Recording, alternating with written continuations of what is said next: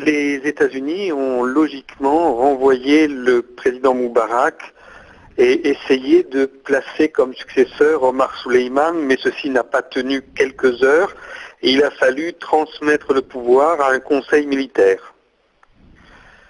Cette logique va amener forcément les États-Unis à choisir dans ce conseil militaire un nouvel interlocuteur et il est peu probable que celui-ci tienne plus longtemps.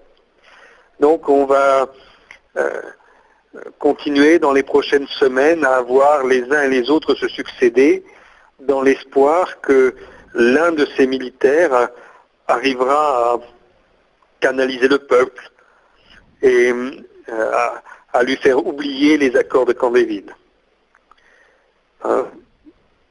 Pour le devant de la scène, il conviendra de mettre un gouvernement civil, mais c'était déjà le cas avec Moubarak, et tout le monde sait que tout ça est qu'un jeu d'ombre. Donc on revient toujours à la même question. Les États-Unis aimeraient tant que le peuple égyptien est une démocratie et que cette démocratie soutienne l'Empire. Mais voilà, c'est impossible et donc il n'y a pas de démocratie possible puisqu'il faut soutenir les accords de Camp David et que le sionisme n'est pas compatible avec la démocratie. Ces 18 jours de combat sont le début de quelque chose. Il ne faut surtout pas croire que cela va s'arrêter aujourd'hui. Il ne faut surtout pas tirer tout de suite des conclusions. C'est un processus qui vient de commencer. Et de toute manière, aucune révolution ne se fait en 18 jours.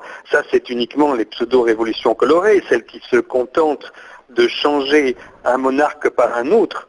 Les vraies révolutions, celles qui changent les structures, sont des processus qui durent plusieurs années. Et là, nous sommes rentrés dans ce type de processus.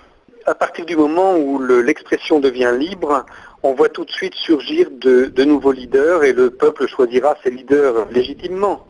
Cependant, ça ne peut pas se faire en quelques jours, certainement pas en 18 jours.